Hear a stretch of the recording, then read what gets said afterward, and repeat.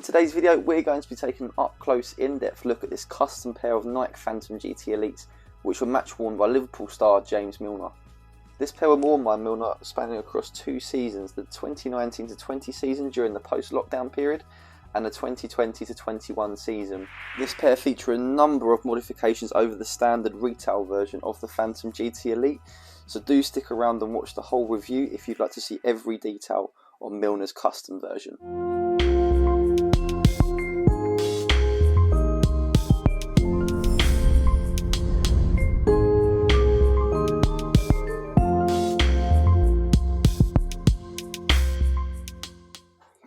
Now, upon first glance, this pair don't appear to be all that different to the retail version of the Phantom GT Elite. Nike have disguised most of the modifications really well, and these are the details I want to talk about in today's video. So we'll start off by discussing where the boots are actually made. So taking a look inside the boot, on the left insole you'll notice there the logo which states Athlete Service at the bottom. That refers to Nike's Athlete Services factory, which is located in Montebelluna in Italy. If we take a look at the right insole, it actually states Made in Italy there. Now, this is the factory where Nike custom make by hand all of their elite sponsored athletes boots and equipment. So they're all custom made to measure. All of their athletes who may require specific changes such as different sole plates and upper materials on their boots, this is where Nike make them. So they're not made in the same factory as the retail version that you and I could just go out and buy in a store. They are specially made in a unique factory just for them.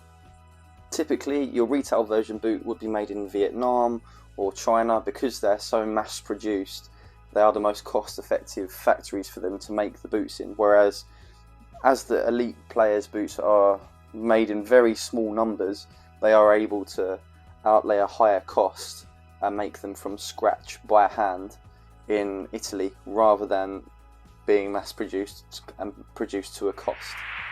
Now, for the purpose of comparison, we've also got another pair of match-worn Phantom GT Elites here.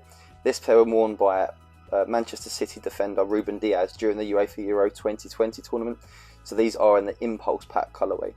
Now, whilst they are a match-worn pair from a top player, they are pretty much the same spec as what you'd find on the retail version, so they're a good basis for comparison when looking at the details of Milner's custom pair. So let's take a closer look at those insoles. So we've got the insole out of both boots here, this being Ruben Diaz's version, the exact same as the retail pair. So you've got the contoured finish underneath, which slots into the insole board inside the boot, and then the Phantom GT logo or branding in the heel area. James Milner's version, as covered already, has got Made in Italy on the right boot. The underside is the exact same as the retail version, however the contoured finish of the underside has actually been shaven away, and that is due to the fact that the inside of the boot is actually custom, but we'll get onto that in a minute. Okay, so let's move on to the sole plates, then let's discuss the custom plate on James Milner's pair. It's actually a really unique sole plate. It's not something that Nike allow many of their elite sponsored players to use on modern day boots. Typically when a player gets a custom FG plate, they'll select the Tiempo Legend 4 sole plate. However, James Milner has gone for the T90 Supremacy FG sole plate. Now, it has been slightly customised for him, so the studs have been made a little bit longer in the forefoot. You'll notice here especially these two studs are incredibly long. If you compare them to this, the actual T90 Supremacy, they are slightly shorter on that model. The sole plate itself was released around 17 to 18 years ago now, so it's a really old design. However, it's something that Milner has used across multiple models. So he had it on his Magistas, his CTR 360s, pretty much every model he's had this sole plate on. So as a sole plate, he's tried to keep consistent throughout his career. Regardless of what model he's been using, he's tried to keep the same sole plate just so that he's familiar with the boots that he's wearing, because a lot of players don't like to change models frequently. They just like to get used to one pair. Because they're wearing them day in, day out, they do like to stick to one design as much as possible. Now, obviously this sole plate is a lot less aggressive than the retail version of the Phantom GT Elite. The studs are all conical, barring the 4 in the heel and the 2 in the centre of the forefoot, which are bladed. So typically players at the elite level do like to have conical studs. They just work a lot better with the elite level pitches, which are just carpet perfect. You wouldn't really be using these on a boggy Sunday League pitch because they wouldn't have the same effect as what the elite players experience with them. You'll notice here the circular part in the mould is actually from where the T90 logo used to be, so the mould is pretty much the exact same as that original plate. It's just had the studs extended for Milner's request. Now you may have noticed that the sole plate itself has actually been made transparent. This is because Nike need to disguise these customizations as much as possible. So from a distance, you wouldn't really notice this modification. You'd probably just look at them and think, oh, he's wearing a standard pair, because Nike go to extreme lengths to disguise this. So it's been made transparent, but they've applied a graphic print underneath of the retail version. It's actually very, very detailed, this print, so it does look exactly like what you'd find on the retail version from a distance, so most people wouldn't really look twice. Now, where the sole plate on the retail version is actually a very thin piece on the lateral side, and then it spreads out into the forefoot and the heel, so the medial part of the midfoot is actually exposed, so it's just the same material as the upper. So the dimpled effect, the texture effect of the upper runs throughout the midfoot on the underside of the boot on the retail version. However, of course, with Milner's pair, with it being a custom plate, this isn't there. So they've added these sort of dots on the graphic print to mimic the look of the retail version. So those dimples there are not actually on the plate, it's just a little print to give that effect. Now these lines which run throughout the rest of the graphic print are actually 3D, they're textured on the retail version. However here, as you can see, they're literally just a print.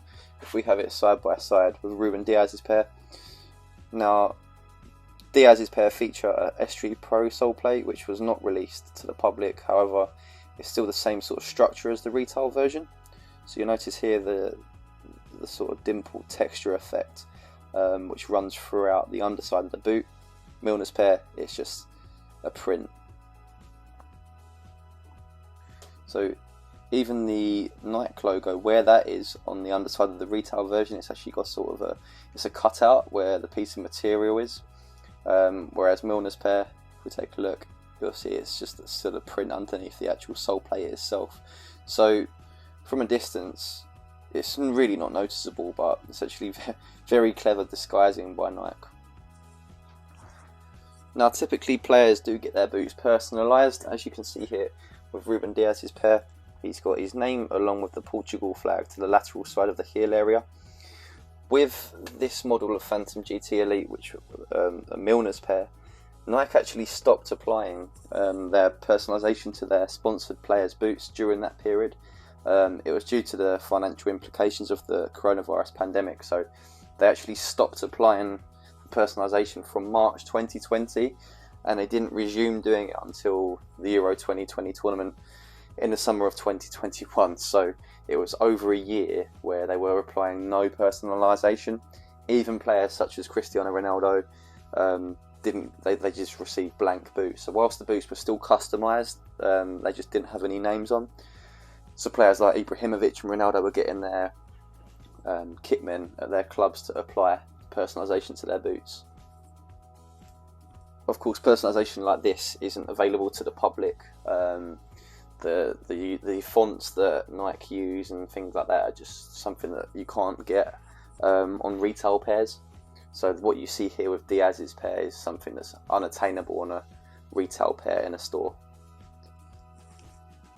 Now moving on, we'll take a look at the heels. So the heels of the boots differ greatly again. So with Ruben Diaz's pair being pretty much the same as the retail version, you'll notice here that the heel of the sole plate is incredibly thick, and the heel itself is actually a very high cut. So the heel cup comes up very high, whereas Milner's pair is sort of fairly low.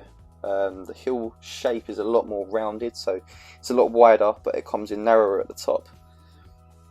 You may also notice these sort of glue marks around the edge. Again, these are some things that you're not going to find in a retail version, purely because they have to go through quality control procedures, whereas the pairs that are made for the players are sort of just made for promotional use, so they're not they don't really go through those sort of same processes. They get made in the factory and then sent straight to the players, rather than getting made and have to go through a number of checks before being sold on the retail market. So of course they're different processes for the different boots. Now, taking a look inside the pair of Ruben Dias's boots, so the heel lining is all the exact same as the retail version. So you'll notice there the sort of thin padding throughout the heel, and then it stops right here, so just before the midfoot, and then you'll notice that perforated material which runs throughout the rest of the inside of the boots, and then the insole board there, which features that sort of contoured design, where the underside of the insole actually slots into in the midfoot area. So the padding is very minimal, doesn't provide too much protection or comfort, but again, sort of made to a cost really, and sort of keeping the weight down as well. So let's take a look inside the heel area of Milner's boots, and this is just totally different to what you'd find on the retail version. So this pair were worn quite a lot more than the pair that Ruben Dias wore, so the condition's not the same. However, you can sort of look past that and notice all the differences. So the heel lining, it features so much more padding, and the padding actually runs right up until the top of the material, and it runs the padding goes right up to where that first lace hole is, so it wraps right around the heel. And that is the same for the medial side. So again, you'll notice here, padding runs right up to that first lace hole and right up to the top of the collar. So an extreme amount of extra padding, and it's also lined in a soft white suede material, so different to that sort of fabric you find on the retail version. So just applying that extra little bit more comfort for the player. Now, Milner's pair also don't feature that perforated material. They instead feature that same white suede, which actually runs down the rest of the interior of the boot. It's got a slight layer of padding beneath it, so a bit more padding and a softer lining just for Milner's preferences.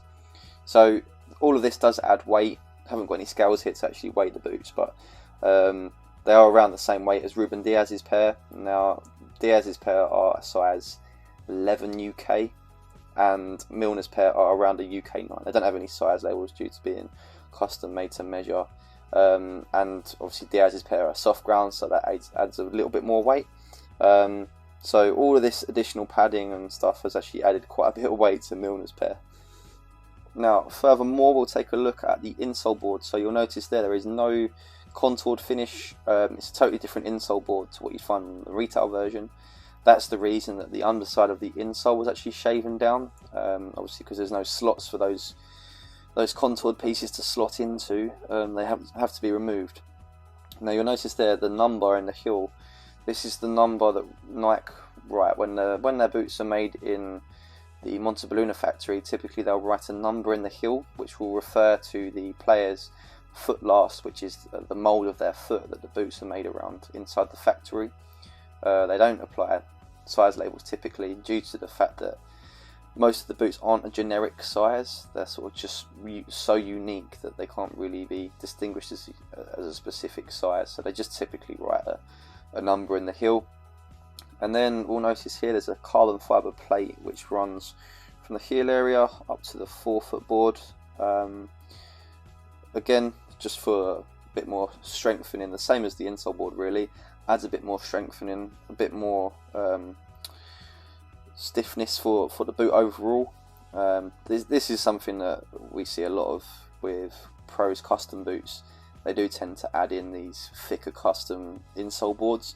Carbon fibre is also quite a common modification we see a lot of, but especially the insole boards.